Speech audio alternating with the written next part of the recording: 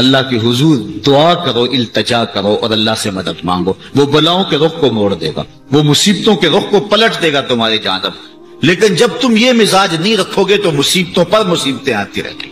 حضرت موسیٰ علیہ السلام کے پیٹ میں درد کا احساس ہوتا ہے تو کوہ طور پہ چلے گئے، کیسے جلیل القدر نبی تھے، اللہ سے ڈائریکٹ رابطے تھے، اور جا کے کہا مالک میرے پیٹ میں درد ہو رہا ہے۔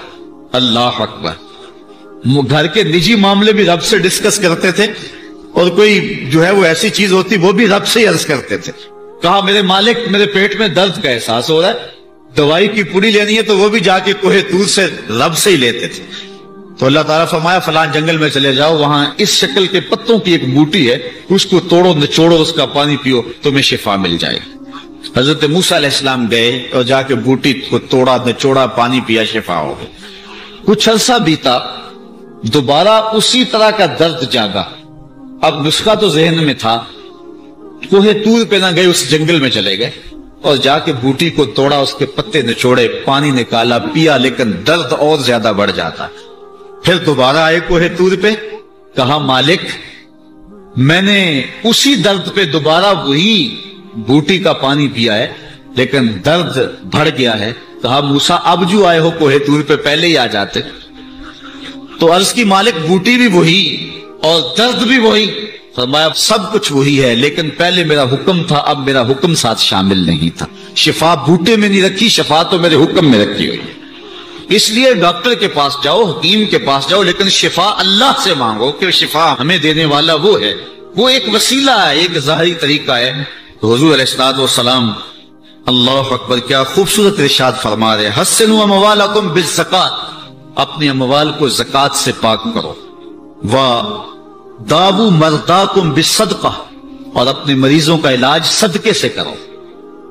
حضور علیہ السلام نے ارشاد فرمایا کہ بندہ کہتا ہے میرا مال میرا مال، اس کے مال تین ہیں۔ ایک مال وہ جو اس نے کھایا اور ضائع کر دیا، دوسرا اس کا مال وہ ہے جو اس نے پہنا اور پرانا کر دیا، اور تیسرا اس کا مال وہ ہے جو اس نے آگے بھیج دیا۔ فرمایا باقی اس کے وارثوں کا ہے، اس کا نہیں ہے۔ اس لیے ہم راہ خدا میں خرچ کرنے کا مزاج بنائیں، اس سے مال گھٹتا نہیں ہے، اس سے مال بڑھتا ہے۔ بلکہ جب راہ خدا کے اندر ہم خرچ کرتے ہیں تو ہمارا جو دوسرا مال ہے وہ بھی پاک ہو جاتا ہے۔ اللہ کے محبوب کا ایک فرمان سنیے جس کو حضرت حسن بصری رضی اللہ تعالیٰ عنہ بیان کرتے ہیں، حسنوا اموالکم بالزکات وداووا مرضاکم بالصدقہ واستقبلوا امواج البلاء بالدعاء والتضرع۔ فرمایا کہ اپنے مال کو، اپنے اموال کو زکات سے پاک کرو اور اپنے مریضوں کا علاج صدقے سے کرو، اور جب مصیبتیں اور بلائیں تمہارا رخ کریں تو پھر دعا سے اور اللہ کے حضور زاری سے اللہ کی مدد چاہو۔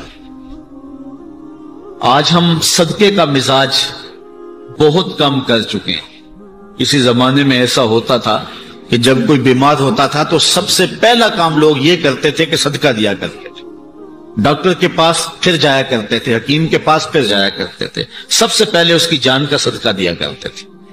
صدقہ قضا کو بدل دیتا ہے، تقدیر کو بدل دیتا ہے۔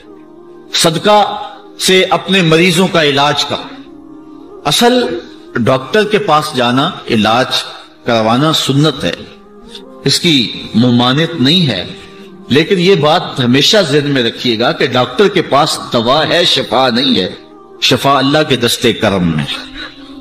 اس لیے جب بھی بیمار ہو جاؤ تو پہلے صدقہ کرو اور پھر ڈاکٹر کے پاس جاؤ۔ اللہ اس صدقے کی، شیخ سعدی نے لکھا ہے، مطاف کے اندر کنکروں پر پیشانی رکھ کے ایک بندہ زاروں کے طرح رو رہا ہے اور کیا کہتا ہے، اللہ مجھے معاف کر دے ورنہ قیامت کے دن مجھے نابینا اٹھانا، تیرا کیا تیرے بندوں کا سامنا بھی نہیں کر پاؤں گا۔ اتنے درد سے روتا ہے کہ چلنے والوں کے قدم رکتے ہیں۔ سر پہ کپڑا ڈالا ہے، زاروں کے تار، سسکیاں لے لے کے، ہچکیاں لے لے کے روتا ہے۔ کوئی اس کے پاس کھڑا ہو گیا، اس کی کمر پہ ہاتھ پھیر کے کہتا ہے، حوصلہ رکھ، اللہ بڑا کریم ہے، اللہ معاف کر دے گا۔ خیر جب وہ شخص رو رو کے آہوزاری کر کے اپنے رب کی حضور یہ تمنائیں کر کے اٹھ کے جانے لگا تو اس شخص کو شوق تھا کہ میں دیکھوں یہ ہے کون۔ اتنا خوف خدا، اتنا ڈر رہا ہے، پتہ نہیں کون ہے، کیا گناہ کر بیٹھا ہے. لیکن جب اس صاحب نے سر اٹھایا تو اس کی چیخ نکل گئی، فائزہ ہوا شیخ عبد القادر جیلانی. تو یہ زاروں کے تار رونے والا شیخ عبد القادر جیلانی تھا. ساری زندگی خدمت خلق میں بسر ہوئی، اللہ کے حکام بجا لاتے ہوئے، لیکن خوف خدا خشیت الہی کا عالم ہے. حضرت جنید بغدادی کے پیر ہیں حضرت سری سکتی رضی اللہ تعالیٰ کو، رشتے میں ماموں بھی لگتے ہیں. تو حضرت جنید بغدادی کو حضرت سری سکتی رضی اللہ تعالیٰ عنہ نے ایک دن وصیت کی. حضرت جنید کہتے ہیں میرے پاؤں تلے سے زمین سرکنے لگی. فرمانے لگے بیٹا جب میں مر جاؤں تو میری قبر بغداد سے باہر بنانا. میں نے پوچھا حضرت کیوں؟ لوگ تو بغداد میں دفن ہونے کو ترستے ہیں. کہا میری بدعمالیوں کی وجہ سے بغداد کی مٹی میری لاش قبول کرنے سے انکار نہ کرتے. الذین یبیتون لربہم سجدا وقیاما، یہ وہ لوگ ہیں جو اپنی راتیں سجدے میں اور قیام میں بسر کرتے ہیں. ہم تو 4 نمازیں تسلسل سے پڑھ لیں تو بے نمازیوں کو حقیر سمجھنے لگ جائیں. لیکن یہ کیا ہے، زندگی ذکر و فکر میں گزرتی ہے، سجدہ و قیام میں راتیں بسر ہوتی ہیں. لیکن عرض کیا کرتے ہیں، مالک ہم سے جہنم کا عذاب پھیر دے. آؤ میں اور آپ اپنے گریبان میں جھانکیں، اپنے من میں اتریں. اللہ نے ہمیں کتنی نعمتیں عطا کی ہیں، کیا کچھ نہیں عطا کیا. ہماری راتیں کیا قیام اور سجدوں میں بسر ہوتی ہیں. ہماری 5 نمازیں بھی پوری ہیں. اگر ہماری 5 نمازیں بھی پوری نہیں اور سجدہ و قیام بھی ہمیں نصیب نہیں ہے تو پھر افسوس ہے ہمارے جینے. جب کسی سے پیار پیدا ہوتا ہے تو پھر یہ آرزو مچلتی ہے کہ میں اس کے ہونٹوں سے سنوں کہ میں تم سے پیار کرتا ہوں. تو بندہ ہو کے پیار رب سے کرتا ہے تو پھر دل میں آرزو تو مچلتی ہے کہ کانوں میں کوئی نغمے رس گولے اور کوئی مجھے کہے کہ تم پیار کرتے ہو تو وہ بھی تم سے پیار کرتا ہے، تو زندگی کی ساری تھکن اتر جائے. تو کہا کہ یہ سننا چاہتے ہو نا، یہ آرزو ہے نا تمہاری، تمہارے رت جگے، تمہاری راتوں کی تنہائیوں میں سجدے، تمہارا دن رات رکوع قیام اور تمہارا اس کے حضور پیچ و تاب اور اضطراب اور زندگی کا یہ سارا تمہارا لف و نشر اس کی ذات کی رضا کے لیے ہے نا. تم چاہتے ہو کہ ہمارا رب ہم سے راضی ہو جائے. کبھی کعبے کے چکر کاٹ رہے ہو، کبھی پتھروں کو چوم رہے ہو، حجر اسود کو چوم رہے ہو، کبھی ملتزم پہ لپٹ لپٹ کے آہوزاریاں کرتے ہو، کبھی مطاف میں پیشانی رگڑتے ہو اور کبھی حتیم میں روتے ہو. تم اسی تڑپ میں ہو نا. یہی بتانا چاہتے ہو نا کہ ہم تجھ سے پیار کرتے ہیں، یہی بتانا چاہتے ہو نا کہ ہم تجھ سے محبت کرتے ہیں. کبھی سحری کے وقت مصلی بچھاتے ہو، تمہارے آنسو مصلی میں جذب ہوتے ہیں اور مصلی بھیگ جاتا تمہارے آنسوؤں سے. کوئی دیکھ نہیں رہا ہوتا لیکن تمہارے دل سے یہ ہوک اٹھتی ہے جس کے لیے یہ آنسو جذب ہو رہے ہیں وہ تو دیکھ رہے نا. تمہیں یقین ہوتا ہے لیکن محبت میں عجب تکرار کی خو ہے. کہو نا کہ مجھے تم سے محبت ہے، تو پھر یہ خو جو طبع کے اندر ہے بندہ سننا چاہتا ہے، وہ بے تابیاں اسے تنگ کرنے لگ جاتی ہیں. اس کے اندر اداسیاں پیدا ہوتی ہیں کہ یار میں تو اس سے پیار کرتا ہوں، میں تو اس سے محبت کرتا ہوں، وہ بھی کرتا ہوگا، یہ تو یقیناً اس نے مجھے توفیق سجدہ نصیب ہی تب کی ہے، لیکن میں بھی تو سننا چاہتا ہوں کہ وہ مجھ سے پیار کرتا ہے. میرے سجدوں کا مل ڈالا ہے اس نے. اگر میں گلی گلی کی خاک چھانی اور نگر نگر گھوم کے اس کے حرم کے چکر کاٹے اور دیوانہ وار گھوما تو وہ بھی تو کہے مجھے تیرے چکر عاشق زار نظر آ رہے ہیں اور میں تجھے پسند کرتا ہوں. تو چکر کاٹ رہا ہے، میرے حرم کا طواف کر رہا ہے، میں تیرے اوپر رحمتیں نچھاور کر رہا ہوں. تو سننا چاہتا ہے بندہ کہ وہ بھی کہے کہ ہاں تیری محبت قبول ہوئی، تیری محبت مراد کو پہنچی. تو آواز آئی تم یہ چاہتے ہو نا کہ وہ بھی تم سے محبت کا اظہار کرے اور اعلان کرے اور اس کی محبت کا تمہیں یقین تو ہے لیکن وہ مزید جو ہے وہ اذعان و یقین کے سانچے میں ڈھل جائے. تو کہا کہ یہ اگر تم چاہتے ہو تو تم ایک طریقہ بتاتا ہوں. تم محبت کا جواب چاہتے ہو، تم ان سجدوں کا جواب چاہتے ہو تم طواف اور ان چکروں کا جواب چاہتے ہو تو تمہیں بتاتا ہوں میرے رسول کی چوکھٹ پہ آؤ اور ان کی اتباع کرو، ان کی اتباع کرو۔ تم نکلے تو محبت کرنے تھے، تم عاشق زار بنے تھے، لیکن یحببکم اللہ، وہ خدا ہو کہ تم سے محبت کرے گا۔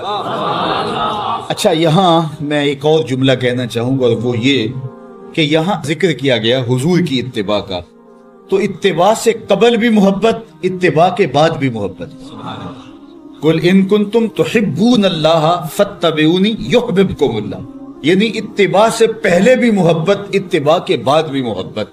تو کوئی اتباع لالچ میں بھی ہوتی ہے، کسی غرض میں بھی ہوتی ہے کہ میں اس کی بات مانوں تو مجھے یہ ملے گا، لیکن کہا کہ تم نے میرے رسول کی اتباع ایسی کرنی جس کے آگے بھی محبت ہو، جس کے پیچھے بھی محبت۔ جب تم محبت کے دائرے میں رہ کے اتباع اور فرما برداری اور انقیاد اور اطاعت کے زمرے میں آ جاؤ گے تو پھر تم تو نکلے تھے رب سے پیار کرنے کے لیے، لیکن وہ رب ہو کے خود کہتا ہے میں اب تم سے پیار کرتا ہوں، اور درمیان میں اتباع میرے حضور کی آئی۔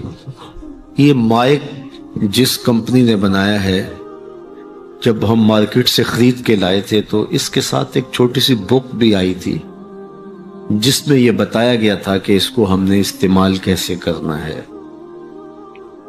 خرابی کی صورت میں اس کی اصلاح کیسے ہوگی، اور اگر اس کے مطابق ہم اس کو استعمال کریں، جس طرح کی بیٹری اس کے اندر آنی چاہیے تو وہ ڈالیں گے تو دیر تک اس کے فوائد اور ثمرات حاصل کرتے رہیں گے۔ لیکن اگر ہم اس کتاب کو جو اس کے ساتھ ہمیں ملی تھی، جس کمپنی نے اسے بنایا ہے، تو اس کا طریقہ استعمال ساتھ بتایا ہے، اس کتاب کو پھاڑ کے پھینک دیں گے یا اس کو لپیٹ کے کہیں اونچی جگہ پہ رکھ دیں گے اور اس کو اپنی مرضی سے چلانا چاہیں گے تو پھر اپنی مرضی سے ہم اس سے فائدہ حاصل نہیں کر پائیں گے۔ تھوڑا وقت فائدہ حاصل ہوگا لیکن نتیجہ کچھ بھی نہیں ہوگا۔ تو جو کمپنی کوئی چیز تیار کرتی ہے تو اس کا طریقہ استعمال بھی ساتھ چھوٹی سی بک کی صورت کے اندر آپ کو دیتی ہے۔ تو جس مالک نے حضرت انسان کو بنایا ہے اس نے ساتھ کتاب اللہ کو بھی بھیجا ہے کہ اس کو پڑھتے جاؤ اور اپنی زندگی کو سنوارتے جاؤ، اس کے مطابق زندگی گزاریں گے تو زندگی سوکھی ہوگی، اور اگر زندگی اپنی خواہش پہ گزاریں گے اور غلاف میں لپیٹ کے قرآن مجید کو اوپر رکھ دیں گے اور وہاں سے دیکھ کر کے اس کو آپریٹ نہیں کریں گے اس جسم کو، تو پھر نتیجہ وہی ہوگا جو عمومی طور پہ متوقع ہے۔ تو اس لیے التمسک بکتاب اللہ، اللہ کے بتائے ہوئے طریقہ حیات کے مطابق زندگی گزارنا ہو تو قرآن مجید کے بغیر ایک قدم بھی نہیں چلا جا سکتا۔ گر تو می خواہی مسلمان زیستن، نیست ممکن جز با قرآن زیستن، اگر تو مسلمان بن کے جینا چاہتا ہے تو قرآن مجید کے بغیر ایک قدم بھی نہیں چل سکتا۔ تو اس کتاب کے ساتھ تمسک اختیار کرنے کی تلقین کی۔ اللہ کے محبوب نے ارشاد فرمایا کہ میں تمہارے اندر دو بھاری چیزیں چھوڑ کے جا رہا ہوں، ان کو مضبوطی سے تھام لو گے تو کبھی گمراہ نہیں ہوگے۔ اولہما کتاب اللہ، ان میں سے پہلی چیز اللہ کی کتاب ہے، فیہ الہدی والنور فخذوا بکتاب اللہ واستمسکوا بہ، اس میں ہدایت ہے، روشنی ہے، اس کو مضبوطی سے پکڑ لو، اچھی طرح سے تھام لو، تم گمراہ نہیں ہوگے۔ یار جو شخص نابینا ہے اسے کیا پتا کہ یہ پھولوں کی بہاریں کیا ہوتی، جو پیدائشی نابینا ہے اسے کیا پتا ہے کہ آسمان پر بزم کواکب کے رنگ کیا ہیں، اسے تتلی کے پروں میں قدرت کی سنائی کا کیا اندازہ ہو سکتا ہے، اسے مور کے پروں میں رنگوں کی مینا کاری کا کیا اندازہ ہو سکتا ہے، اسے پھوٹتے جھرنوں، بہتی ندیوں اور کوسے قضا کی رنگینی اور دھنک کی شوخیوں کا لطف کیسے نصیب ہو سکتا ہے، اس کو کیا پتا حسن کیا ہوتا ہے، اس کو کیا پتا جمال کیا ہوتا ہے۔ اسی طرح جس کے دل کی آنکھ اندھی ہے اسے کیا پتا ہے کہ جمال خدا کیا ہوتا ہے، اسے کیا پتا ہے کہ سجدے کی لذت کیا ہوتی ہے، اسے کیا پتا ہے رکوع اور قیام کا مزہ کیا ہوتا ہے، اسے کیا پتا ہے کہ روزے کا سرور کیا ہوتا ہے۔ تو اگر ہم اپنے دل کے میل اتاریں گے تو دل کی آنکھیں کھلیں گی تو پھر زندگی کا لطف آنا شروع ہوگا، پھر پتہ چلے گا اسلام کیا ہے، پھر پتہ چلے گا دین کیا ہے۔ اللہ اکبر۔ اسی لیے قرآن نے کہا من کان فی ھذہ اعمی فہو فی الآخرۃ اعمی واضل سبیلا، جو دنیا میں اندھا رہا کل قیامت کے دن بھی نابینا اٹھائے۔ اس سے ان آنکھوں کی بے نوری مراد نہیں ہے، دل کی بے نوری مراد۔ اقبال نے کہا تھا دل بینا بھی کر طلب خدا سے، کہ آنکھ کا نور دل کا نور نہیں، آنکھ کا نور اور ہے دل کا نور اور ہے۔ تو جس طرح آنکھ بے نور ہو جائے، آنکھ پر دھند، جالا، ککرے اور سفید اور کالا موتیا اتر آئے، تو ہم سب کچھ بیچ کر کے بھی آنکھوں کا نور خریدنے کی کوشش کرتے ہیں۔ تو یار کبھی اجڑے ہوئے دل کا بھی تو علاج کرواؤ۔ علاج تمہارے گھر میں پڑا ہے، راتوں کی تنہائیوں میں اٹھ کے قرآن پڑھو اور ساتھ رویا کرو، دیکھنا دل کے میل اترنے شروع ہو جائیں گے، اور دل کے پردے سے وہ غلاستیں جب اتریں گی تو پھر پتہ چلے گا کہ دل جمال یار کیسے دیکھتا ہے، دل کی دنیا کیا ہے۔ وچے ہی بھیڑے وچے ہی جھیڑے وچے ہی ونج مہانے ہو، 14 طبق دلے دے اندر تمبو وانگو تانے ہو، پھر پتہ چلے گا یہ دل دنیا کیا ہے۔ پھر اس کی تڑپ، اس کی بے چینی، اس کا اضطراب زندگی کا حاصل بن جائے گا۔ پھر زندگی کی بے چینی اور دل کی بے چینی اور دل کا محبوب کی یاد میں تڑپنا تمہیں سرور دے گا۔ پھر تم ایک ایک عضو میں دل مانگو گے، وہ مزہ دیا تڑپ نے میری آرزو ہے یا رب، وہ مزہ دیا تڑپ نے میری آرزو ہے یا رب، میرے دونوں پہلوؤں میں دل بے قرار ہوتا۔ پھر سمجھ آئے گی کہ یہ دل کتنی قیمتی شے ہے۔ اللہ نے بدن میں آنکھیں بھی دو رکھی ہیں، کان بھی دو رکھے ہیں، ہاتھ اور پاؤں بھی دو رکھے ہیں، لیکن دل ایک ہی رکھا ہے، اور دل عرش اللہ ہے، اللہ کا عرش ہے۔ پھر پتہ چلے گا۔ تو آئیے دل سے زنگ اتاریں، میل اتاریں، دل مصفا ہو، دل خوبصورت بن جائے، پھر دل کی کشکول پھیلا کے پھر عرض کریں ہر تمنا دل سے رخصت ہو گئی، اب تو آجا، اب تو خلوت ہو گئی۔ لیکن یہ میل کچیل سے ہٹا ہوا ہوگا تو گندی جگہوں پہ محبوب تو نہیں آتے ہیں۔ تو حسد، حقد، کینے، بغض، نفرتیں یہ ہم پالے رکھتے ہیں، اپنی زندگی کو ہم نے خود بوجھل بنایا ہوا ہے۔ میاں حسد کرنے سے محسود کا کیا ہوگا؟ ہم اپنے آپ کو تلخی میں مبتلا کیے ہوئے ہیں۔ بغض رکھنے سے مبغوض کا کیا ہوگا؟ ہم اپنے آپ کو بوجھ میں مبتلا کیے ہوئے۔ تو اپنے دل سے یہ سارے بوجھ اتار کر کے جب دل کو مصفا اور مزکا کریں گے تو پھر دیکھیے کہ دل کے آئینے میں کیسے جمال یار دکھائی دیتا ہے۔ تو اس دل کی اصلاح ہوگی کثرت کے ساتھ قرآن مجید کی تلاوت کرنے سے۔ تو راتوں کی تنہائیوں میں اٹھ کے قرآن پڑھو، دیکھنا کہ کیسے دل کے زنگ اترتے ہیں۔ بعض لوگ بڑی عجیب خبر سناتے ہیں، میاں تمہیں کیسے پتا؟ وہ کہتا ہے میں رات اچانک نیند نہیں آ رہی تھی تو ایک چینل کھولا تو اس میں یہ خبر چل رہی تھی، تو میں نے کہا تجھے نیند نہیں آ رہی تھی، تو نے چینل کھولا، کاش تو قرآن کھول کے بیٹھ جاتا، تجھے وہ دکھائی دیتا کہ تیرا اندر تیرا باہر روشن ہو جاتا۔ تو راتوں کی تنہائیوں میں اٹھ کے قرآن مجید پڑھنے کا مزاج پیدا کریں، اپنی صبح کا آغاز قرآن مجید کی تلاوت سے کریں، اپنے دن کو سمیٹیں، سونے کی تیاری کریں، سورہ ملک سے اپنے معاملات کو سمیٹیں۔ یہ چند دن کر کے دیکھ لیں، اور اگر آپ کو معاشی مسائل ہیں، مشکلات ہیں، تو سورہ واقعہ اس کے لیے اکسیر ہے۔ صرف 3 رکوع ہیں، اتنی اکسیر کہ جس کی زندگی میں سورہ واقعہ آ گئی وہ مشکلات میں مبتلا نہیں ہوتا، اللہ اس کے لیے رزق کے دروازے کھول دے۔ مدینے کی گلی سے میرے حضور کا گزر ہوا، ایک ایسا مکان بن رہا تھا جس طرز کے مکان کو حضور پسند نہیں کرتے۔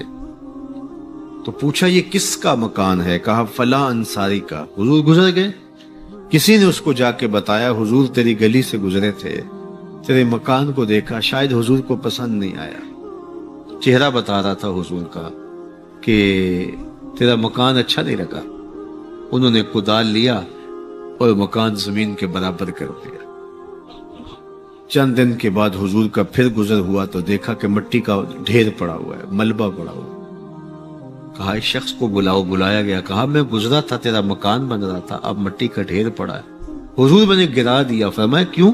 عرض کی سنا تھا آپ کو پسند نہیں، سنا تھا آپ کو پسند نہیں۔ میں اور آپ اپنے اندر اترے اور دیکھیں ہمارا کیا کیا حضور کو پسند۔ محمد دی زیارت محمد دے رنگ وچ اے ٹھگ بازیاں جانے پیارا صلی اللہ علیہ وسلم۔ جب ان کے ہوئے تو پھر اپنی خواہش رہی کہاں؟ اپنی رضا کو محبوب کی رضا میں فنا کر دینے کا نام ہی تو محبت ہے۔ تیرے ہندیاں سندیاں محبوبہ، میں کافر ہواں جے میں ہواں، اپنی نفی کرنے کا نام ہی تو محبت ہے۔ لیکن میں اپنی خواہشات کا پتلا ہوں اور عاشق رسول بھی ہوں، کیسی عجیب کہانی ہے۔ میں اپنی آرزوؤں کا بندہ بھی ہوں اور عاشق رسول ہوں، کیسی عجیب کہانی ہے۔ جب ان کے ہو گئے پھر اپنا کچھ نہ رہا۔ محبوب کی رضا میں اپنے آپ کو گم کرنے کا نام محبت ہے۔ جب ان کے ہوئے تو پھر زندگی کا جمال، زندگی کا نور نصیب ہوا، زندگی کی حقیقتیں ہاتھ آ گئی۔ میں عاشق رسول کہلاتا ہوں، حج اور عمرے بھی کرتا ہوں۔ میں 1.25 لاکھ مرتبہ جو ہے وہ ہر ہفتے میں درود بھی پڑھتا ہوں۔ میں محفل میلاد کرواتا ہوں، پوری دنیا کے نعت خواں جمع کرتا ہوں، لیکن حضور کی سنت چہرے پہ سجانے کی توفیق نہیں ہے۔ مجھے حضور علیہ الصلوۃ والسلام کے بتائے ہوئے طریقے کو اختیار کرنے کی ضرورت نہیں ہے۔ صاحب سوچیں، کہیں آپ اپنے آپ سے دھوکہ تو نہیں کر رہے؟ ان سے تو نہیں کیا جا سکتا۔ ان سے دھوکہ کون کرے؟ وہ تو جانتے ہیں کون کہاں کھڑا ہے۔ میرے حضور بولے، یاری لا تو پاک نبی سنگ، اے پر پوری یاری۔ یاری لا تو پاک نبی سنگ، اے پر پوری یاری، پھر درود قبول ہے تیرا لکھ نہ لو ایک بار۔ پھر نہ لاکھ مرتبہ پڑھنا، ایک بار ہی پڑھ لینا، وہ بھی قبول ہے۔ اشہد بلال عند اللہ اشہد، پھر بلال کا اشہد بھی قبول ہے۔ وہ چہرہ اور چہرے کا دل نہیں دیکھتے، بندے کا دل دیکھتے ہیں۔ تو جب تم اپنے باطن کو حضور کے نام پہ لگاؤ گے تو پھر ایک ایک عمل ان کی سنت کی اتباع میں۔ یہ صوفی کی علامات ہیں۔ رنگ برنگے کپڑے پہن لینے سے صوفی نہیں بنتا، مختلف رنگوں کے پٹکے باندھ لینے سے صوفی نہیں بنتا، صاحب بھنگ گھوٹ کر پینے سے صوفی نہیں بنتا، ڈھول کی تھاپک پر ناچنے اور رقص کرنے سے صوفی نہیں بنتا، مختلف تصوف کی اصطلاحات کو یاد کر لینے سے صوفی نہیں بنتا، محمد عربی کی غلامی سے صوفی بنتا ہے، حضور کی چوکھٹ کی فقیری سے صوفی بنتا ہے۔